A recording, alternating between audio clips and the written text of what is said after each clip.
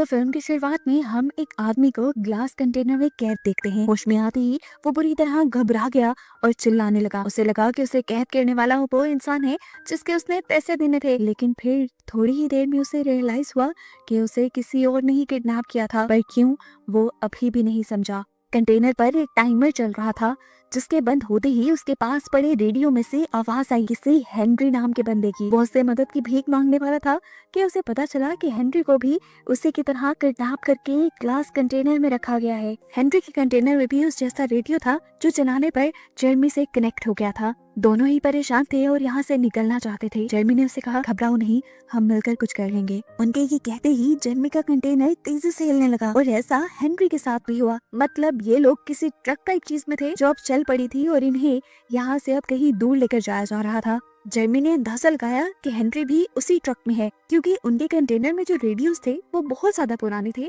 ज्यादा दूर की फ्रीक्वेंसीज कैच नहीं कर सकते थे। उसके लिए सोचते हुए ही ट्रक एकदम से रुक गया। जेरमी ने हेनरी से कहा, तुम जोर से चिल्लाओ ताकि कोई हमें सुनकर हमारी मदद कर पाए। लेकिन इनके ग्लास कंटेनर्स में से आवाज बिल्कुल बाहर नहीं निकल रही थी। एकदम से जेरमी के कंटेनर की लाइट ऑन हुई। रोशनी से उसकी आंखें चुंधी आ गईं और वो किसी को नहीं देख पाया। उसके कंटेनर में एक टॉर्च और एक पिक्चर फेंक दी गई थी। कंटेनर की लाइट ऑफ हो गई। जेरमी ने जैसे ही लाइट ऑन करके पिक्चर देखी तो वो व्हाइट हाउस की थी और उसके पीछे एक नोट लिखा था कि अगर तुम हमें रोलेट की लोकेशन बता देते हो तो हम तुम्हें छोड़ देंगे। ऐसा ही एक मैसेज हेनरी को भी दिया गया था और उसके पीछे लिखा था कि अगर जेरमी रोलेट की लोकेशन बता देगा तो हेनरी की भी जान छोड़ दी जाएगी। जेरमी हेनरी से पूछता है, तुम कौन हो आखिर? हेनरी ने बताया कि मैं एक सिक्योरिटी ऑफिसर हूँ। जेरमी क्या था और क्या काम करता था वो अभी उस आदमी को नहीं बताता, लेकिन जेरमी ये जरूर समझ गया था कि उन्हें किडनैप करने वाले टेररिस्ट हैं जो हुकूमत के साथ कोई बड़ी गेम खेलना चाहते हैं, इसलिए वो रोलेट की लोकेशन पूछ रहे हैं। हेनरी ने उसे कहा, प्लीज मेरी फैमिली के लिए तुम ये लोकेशन उन्हें बता दो, मेरी जान बच जाएगी। लेकिन जेरमी उसे सॉरी कह देता है क्योंकि वो ये लोकेशन किसी को नहीं बता सकता था। वो तो खुद अभी तक इस बात पे हैरान था कि इन टेररिस्ट को आखिर ये कैसे मालूम हुआ कि रोलेट की लोकेशन जेरमी को पता है। जेरमी के ऊपर अब एक बड़ी जिम्मेदारी आ गई थी।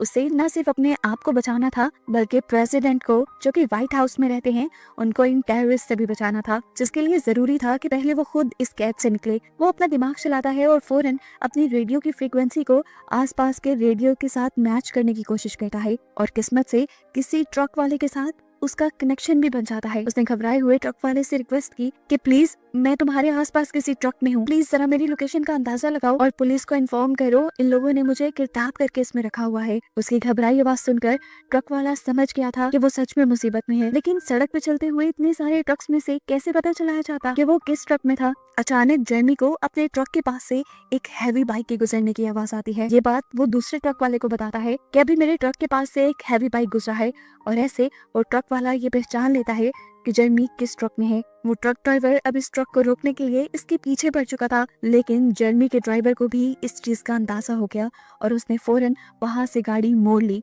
और दूसरे ट्रक ड्राइवर की आंखों से ओझल हो गया। उदास जेरमी अब वहीं लेटा हुआ था और सोच ही रहा था कि वो क्या करे कि अचानक से उसे अपने कंटेनर पे लगे स्पीकर में अपनी वाइफ की कॉल मिलती है। ये कॉल कैसे कनेक्ट हुई थी किसी को नहीं पता था, लेकिन जेरमी जल्दी से अपनी वाइफ से मदद मांगने की कोशिश करता है, लेकिन यहाँ क्योंकि उनकी नाराजगी चल रही थी तो उसकी वाइफ उसकी बात सुनने को तैयार नहीं थी। लेकिन जेरमी ने फोन काटने से पहले ही उसे तेजी से सारी बात कह दी कि प्लीज मोली, मेरे किसी दोस्त से कॉन्टेक्ट करो और उन्हें बताओ कि मेरा किसी ने किडनैप कर लिया है, तुम पुलिस को इन्फॉर्म करो। इससे पहले कि मोली यानी उसकी वाइफ कोई बात समझ पाती, स्पीकर में उसके चिल्लाने की आवाज सुनाई देती है और जेरमी समझ जाता है कि मोली को भी अब किडनैप कर लिया गया था, जरूर जेरमी को ब्लैकमेल करने के लिए ताकि वो रोलेट की लोकेशन बता दे। जेरमी बेतहाशा गुस्से में आ चुका था और इन लोगों को धमकी दे रहा था कि मेरी वाइफ को छोड़ दो, मुझे किसी चीज का नहीं पता। तब एक आवाज ने उसे कहा, तुम्हें क्या लगता है हमें तुम्हारे बारे में नहीं पता? तुम गवर्नमेंट के एक अंडरकवर एजेंट हो और तुम्हें ही सारी रोलेट्स की लोकेशन पता है। तुम अगर रोलेट की लोकेशन बता देते हो तो तुम्हारी वाइफ को भी हम छोड़ देंगे, तुम्हें भी छोड़ देंगे और हेनरी की फैमिली को भी, और अगर तुमने वो लोकेशन नहीं बताई तो तुम सबको मार दिया जाएगा। जेरमी किसी भी बुरे में उन रोलेट्स की लोकेशन इन्हें नहीं बता सकता था, क्योंकि ये रोलेट्स असल में वो बंकर्स थे जिसमें अथॉरिटी के लोगों को, जिस तरह प्रेसिडेंट और बड़े बड़े लोगों को सेफ रखा जाता है किसी भी इमरजेंसी के वक्त, जैसे जंग या कोई और डिजास्टर। अगर ये लोग रोलेट की लोकेशन पूछ रहे थे तो इसका मतलब शहर में जरूर फसाद चल रहे हैं और प्रेसिडेंट की जान खतरे में है। जेरमी ने इस मर्तबा भी जब रॉलेट की लोकेशन बताने से इनकार किया तो उन्होंने बहुत सारी बीस को जेरमी के कंटेनर में डाल दिया, क्योंकि वो ये बात भी जानते थे कि जेरमी को बीस से एलर्जी है। उनके काटने की वजह से जेरमी मर भी सकता था। उसे अर्जेंट एक इंजेक्शन की जरूरत थी, जो अब उसे इस कंटेनर में तो नहीं मिलने वाला था। ये सोचते सोचते ही वो बेहोश हो गया।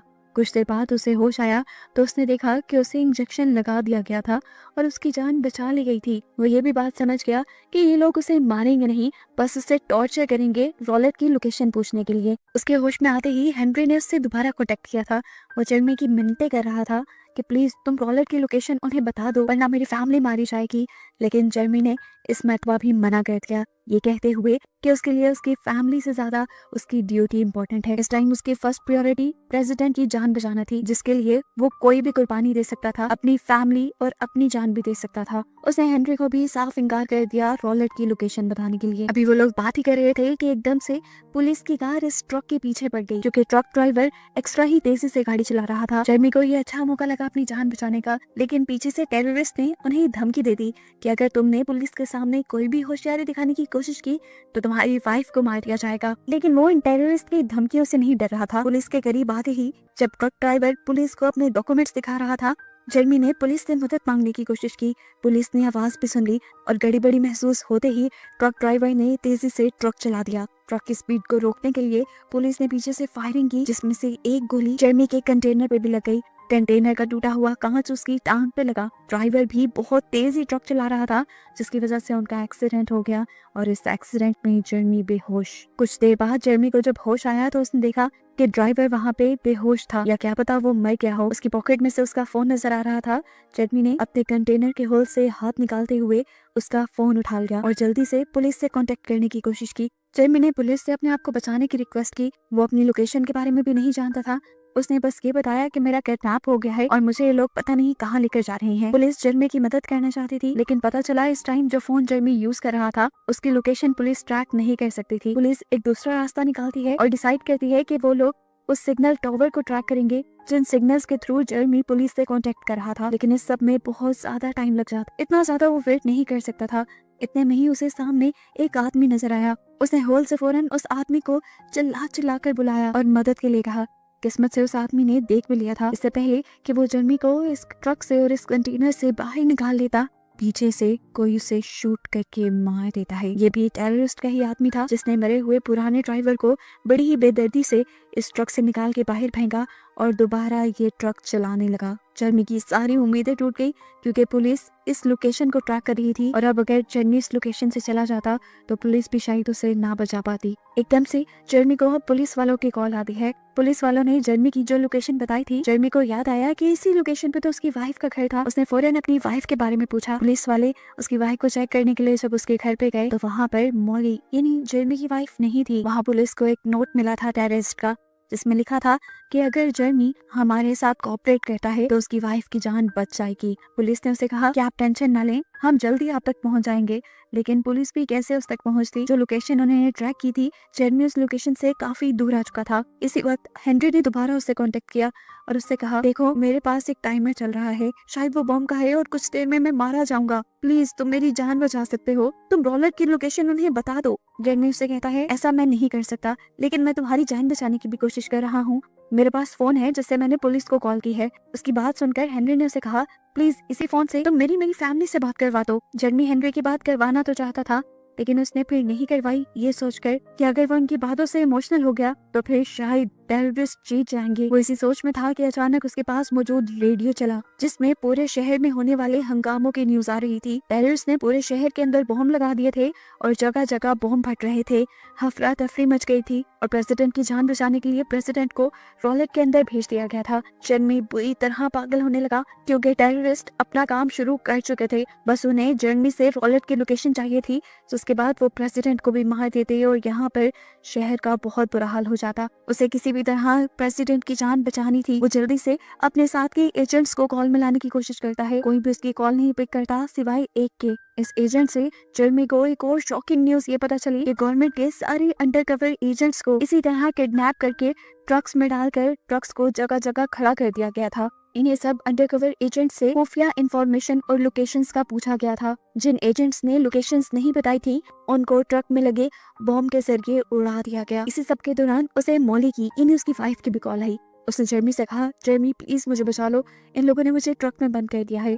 जेरमी ये भी समझ गया कि अगर मैंने रॉलेट की लोकेशन नहीं बताई तो मेरे साथ साथ मॉली को भी ये लोग ब्लास्ट में मार देंगे। इस टाइम वो बहुत ज्यादा दुखी हो गया और उसने फोन पर मॉली से कन्फेशन किया कि वो मॉली से बहुत ज्यादा प्यार करता है।